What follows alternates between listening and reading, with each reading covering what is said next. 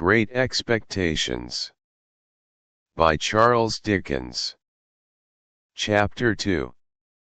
My sister, Mrs. Jo Gargery, was more than 20 years older than I, and had established a great reputation with herself and the neighbors because she had brought me up by hand. Having at that time to find out for myself what the expression meant, and knowing her to have a hard and heavy hand, and to be much in the habit of laying it upon her husband as well as upon me, I supposed that Jo Gargery and I were both brought up by hand. She was not a good-looking woman, my sister, and I had a general impression that she must have made Jo Gargery marry her by hand. Jo was a fair man, with curls of flaxen hair on each side of his smooth face, and with eyes of such a very undecided blue that they seemed to have somehow got mixed with their own whites. He was a mild, good-natured, sweet-tempered, easy-going, foolish, dear fellow, a sort of Hercules in strength, and also in weakness.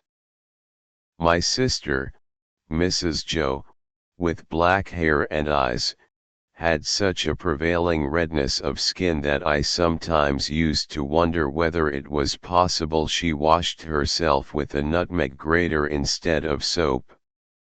She was tall and bony, and almost always wore a coarse apron, fastened over her figure behind with 2 loops, and having a square impregnable bib in front, that was stuck full of pins and needles. She made it a powerful merit in herself, and a strong reproach against Jo, that she wore this apron so much. Though I really see no reason why she should have worn it at all, or why, if she did wear it at all, she should not have taken it off, every day of her life. Jo's forge adjoined our house, which was a wooden house, as many of the dwellings in our country were, most of them, at that time. When I ran home from the churchyard, the forge was shut up, and Jo was sitting alone in the kitchen. Jo and I being fellow sufferers, and having confidences as such, Jo imparted a confidence to me, the moment I raised the latch of the door and peeped in at him opposite to it, sitting in the chimney corner. "Mrs. Jo has been out a dozen times, looking for you, Pip. And she's out now, making it a baker's dozen." "Is she?" "Yes, Pip," said Jo, "and what's worse, she's got Tickler with her." At this dismal intelligence, I twisted the only button on my waistcoat round and round, and looked in great depression at the fire. Tickler was a wax-ended piece of cane, worn smooth by collision with my tickled frame. "She sat down," said Jo, "and she got up, and she made a grab at Tickler, and she rampaged out." "That's what she did," said Jo, slowly clearing the fire between the lower bars with the poker, and looking at it, "she rampaged out, Pip." "Has she been gone long, Jo?" I always treated him as a larger species of child, and as no more than my equal. "Well," said Jo, glancing up at the Dutch clock, "she's been on the rampage, this last spell, about 5 minutes, Pip. She's a-coming. Get behind the door, old chap, and have the jack-towel betwixt you." I took the advice. My sister, Mrs. Jo, throwing the door wide open, and finding an obstruction behind it, immediately divined the cause, and applied Tickler to its further investigation. She concluded by throwing me. I often served as a connubial missile at Joe, who, glad to get hold of me on any terms, passed me on into the chimney and quietly fenced me up there with his great leg. "Where have you been, you young monkey?" said Mrs. Joe, stamping her foot. "Tell me directly what you've been doing to wear me away with fret and fright and worrit, or I'd have you out of that corner if you was 50 pips, and he was 500 Gargerys." "I have only been to the churchyard," said I, from my stool, crying and rubbing myself. "Churchyard," repeated my sister. "If it warn't for me you'd have been to the churchyard long ago, and stayed there." "Who brought you up by hand?" "You did," said I. "And why did I do it, I should like to know?" exclaimed my sister. I whimpered, "I don't know." "I don't," said my sister. "I'd never do it again." "I know that. I may truly say I've never had this apron of mine off since born you were. It's bad enough to be a blacksmith's wife, and him a Gargery, without being your mother." My thoughts strayed from that question as I looked disconsolately at the fire. For the fugitive out on the marshes with the ironed leg, the mysterious young man, the file, the food, and the dreadful pledge I was under to commit a larceny on those sheltering premises, rose before me in the avenging coals. "Ha!" said Mrs. Joe, restoring Tickler to his station. "Churchyard, indeed. You may well say churchyard, you two." One of us, by the by, had not said it at all. "You'll drive me to the churchyard betwixt you, one of these days, and oh, a precious pair you'd be without me." As she applied herself to set the tea things, Joe peeped down at me over his leg, as if he were mentally casting me and himself up, and calculating what kind of pair we practically should make, under the grievous circumstances foreshadowed. After that, he sat feeling his right side flaxen curls and whisker, and following Mrs. Joe about with his blue eyes, as his manner always was at squally times. My sister had a trenchant way of cutting our bread and butter for us, that never varied. First, with her left hand she jammed the loaf hard and fast against her bib where it sometimes got a pin into it, and sometimes a needle, which we afterwards got into our mouths. Then she took some butter, not too much, on a knife and spread it on the loaf, in an apothecary kind of way, as if she were making a plaster using both sides of the knife with a slapping dexterity, and trimming and molding the butter off round the crust. Then, she gave the knife a final smart wipe on the edge of the plaster, and then sawed a very thick round off the loaf, which she finally, before separating from the loaf, hewed into 2 halves, of which Joe got one, and I the other. On the present occasion, though I was hungry, I dared not eat my slice. I felt that I must have something in reserve for my dreadful acquaintance, and his ally the still more dreadful young man. I knew Mrs. Joe's housekeeping to be of the strictest kind, and that my larcenous researches might find nothing available in the safe. Therefore I resolved to put my hunk of bread and butter down the leg of my trousers.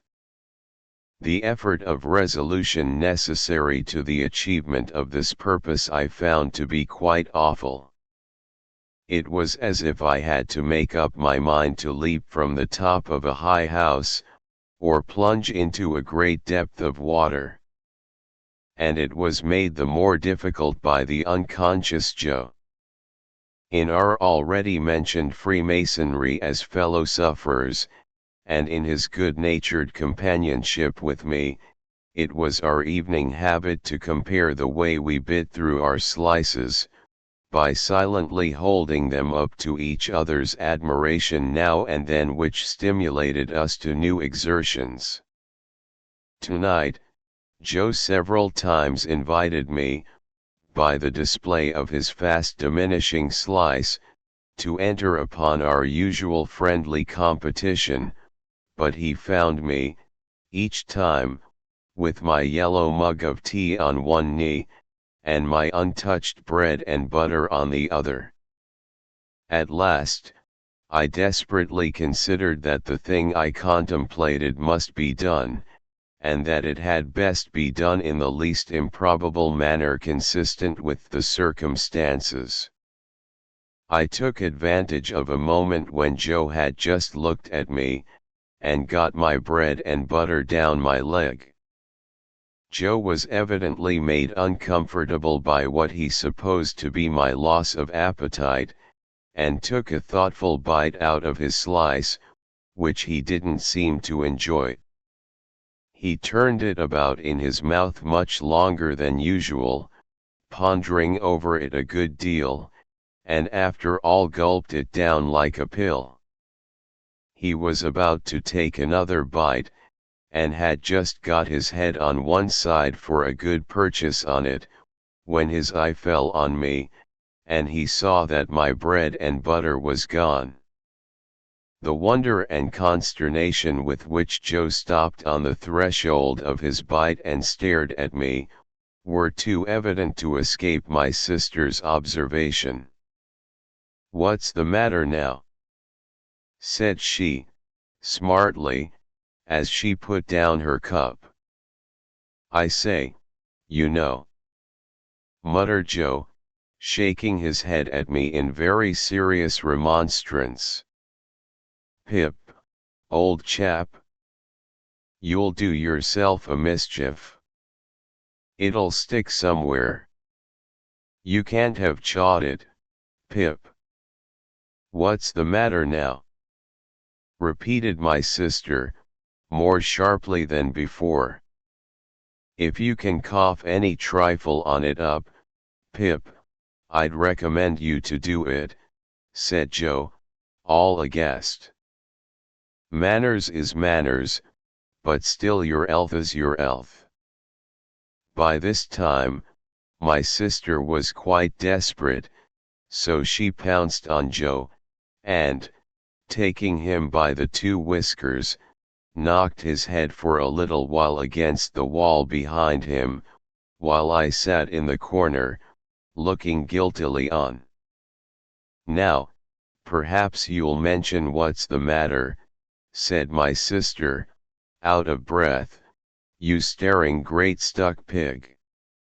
Joe looked at her in a helpless way, then took a helpless bite, and looked at me again.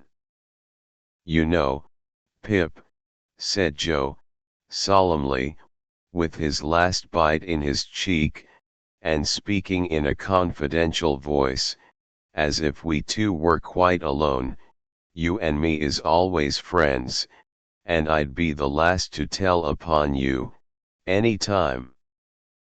But he moved his chair and looked about the floor between us, and then again at me, such a most uncommon bolt as that. "Been bolting his food, has he?" cried my sister.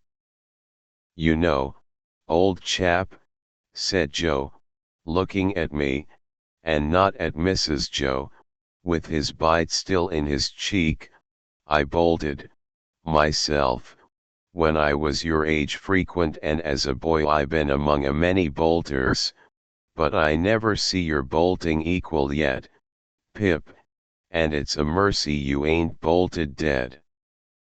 My sister made a dive at me, and fished me up by the hair, saying nothing more than the awful words, "You come along and be dosed." Some medical beast had revived tar water in those days as a fine medicine, and Mrs. Joe always kept a supply of it in the cupboard, having a belief in its virtues correspondent to its nastiness.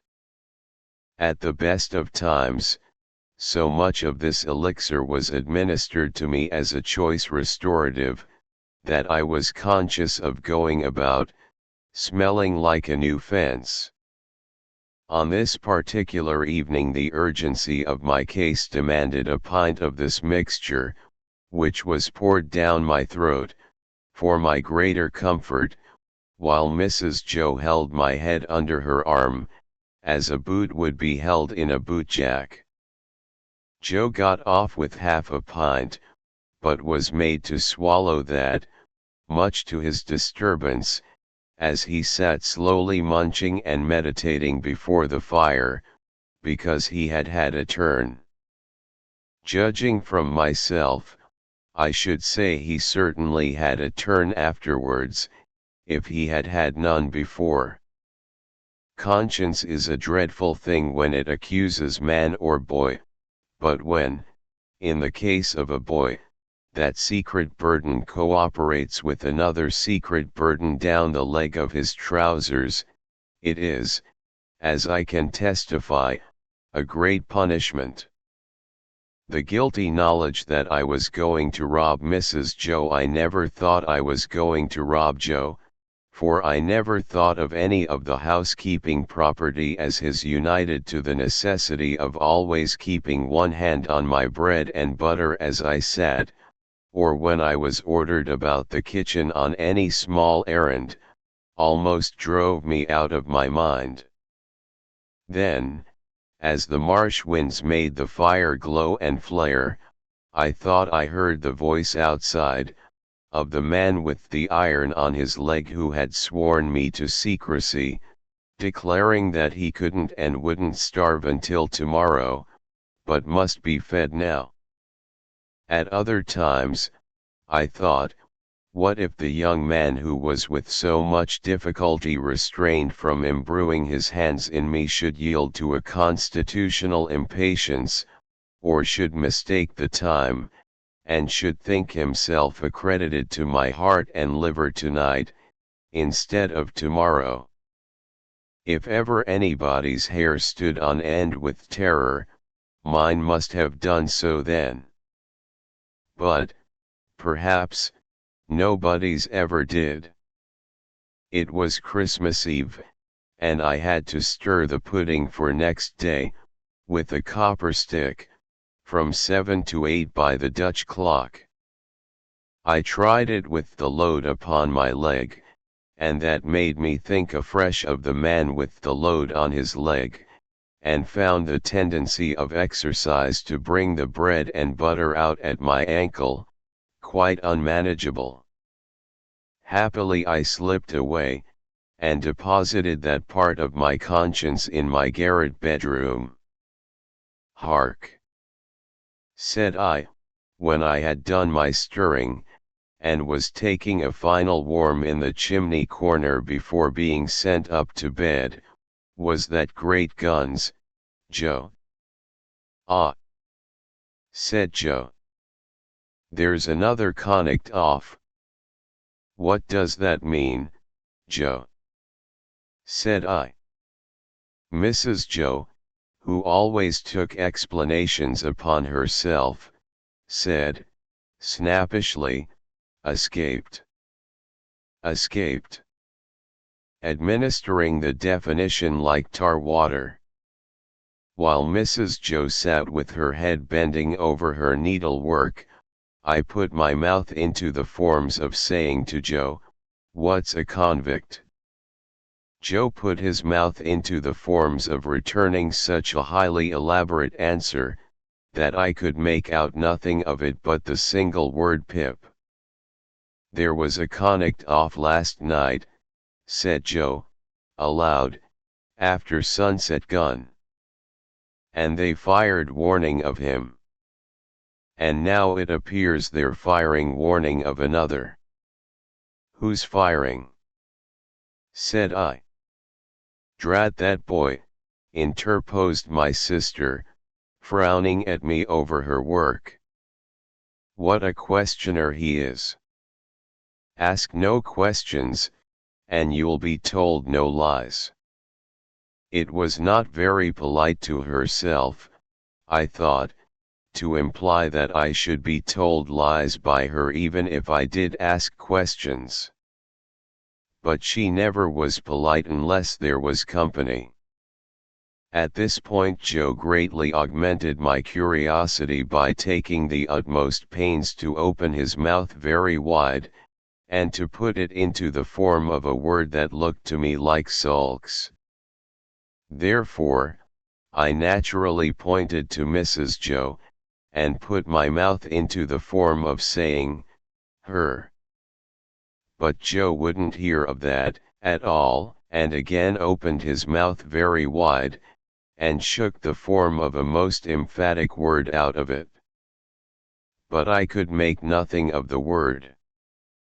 Mrs. Joe, said I, as a last resort, I should like to know if you wouldn't much mind where the firing comes from. Lord bless the boy! Exclaimed my sister, as if she didn't quite mean that but rather the contrary. From the hulks. Oh, said I, looking at Joe. Hulks. Joe gave a reproachful cough, as much as to say, well, I told you so. And please, what's hulks? Said I. That's the way with this boy, exclaimed my sister, pointing me out with her needle and thread, and shaking her head at me. Answer him one question, and he'll ask you a dozen directly. Hulks are prison ships, right cross-th meshes. We always used that name for marshes, in our country. I wonder who's put into prison ships, and why they're put there. Said I, in a general way, and with quiet desperation. It was too much for Mrs. Joe, who immediately rose. I tell you what, young fellow, said she, I didn't bring you up by hand to badger people's lives out. It would be blame to me and not praise, if I had. People are put in the hulks because they murder, and because they rob, and forge, and do all sorts of bad, and they always begin by asking questions. Now, you get along to bed. I was never allowed a candle to light me to bed, and, as I went upstairs in the dark, with my head tingling from Mrs. Joe's thimble having played the tambourine upon it, to accompany her last words, I felt fearfully sensible of the great convenience that the hulks were handy for me. I was clearly on my way there. I had begun by asking questions, and I was going to rob Mrs. Joe. Since that time, which is far enough away now, I have often thought that few people know what secrecy there is in the young under terror. No matter how unreasonable the terror, so that it be terror. I was in mortal terror of the young man who wanted my heart and liver. I was in mortal terror of my interlocutor with the iron leg. I was in mortal terror of myself, from whom an awful promise had been extracted. I had no hope of deliverance through my all-powerful sister, who repulsed me at every turn. I am afraid to think of what I might have done on requirement, in the secrecy of my terror. If I slept at all that night, it was only to imagine myself drifting down the river on a strong spring tide, to the hulks, a ghostly pirate calling out to me through a speaking trumpet, as I passed the gibbet station, that I had better come ashore and be hanged there at once, and not put it off. I was afraid to sleep, even if I had been inclined, for I knew that at the first faint dawn of morning I must rob the pantry. There was no doing it in the night, for there was no getting a light by easy friction then. To have got one I must have struck it out of flint and steel, and have made a noise like the very pirate himself rattling his chains. As soon as the great black velvet pall outside my little window was shot with grey, I got up and went downstairs, every board upon the way, and every crack in every board calling after me, "Stop thief!" and "Get up, Mrs. Joe." In the pantry, which was far more abundantly supplied than usual, owing to the season, I was very much alarmed by a hare hanging up by the heels, whom I rather thought I caught when my back was half turned, winking. I had no time for verification, no time for selection, no time for anything, for I had no time to spare. I stole some bread, some rind of cheese, about half a jar of mincemeat, which I tied up in my pocket handkerchief with my last night's slice, some brandy from a stone bottle, which I decanted into a glass bottle I had secretly used for making that intoxicating fluid, Spanish licorice water, up in my room, diluting the stone bottle from a jug in the kitchen cupboard, a meat bone with very little on it, and a beautiful round compact pork pie. I was nearly going away without the pie, but I was tempted to mount upon a shelf, to look what it was that was put away so carefully in a covered earthenware dish in a corner, and I found it was the pie, and I took it in the hope that it was not intended for early use, and would not be missed for some time. There was a door in the kitchen, communicating with the forge. I unlocked and unbolted that door, and got a file from among Joe's tools. Then I put the fastenings as I had found them, opened the door at which I had entered when I ran home last night, shut it, and ran for the misty marshes.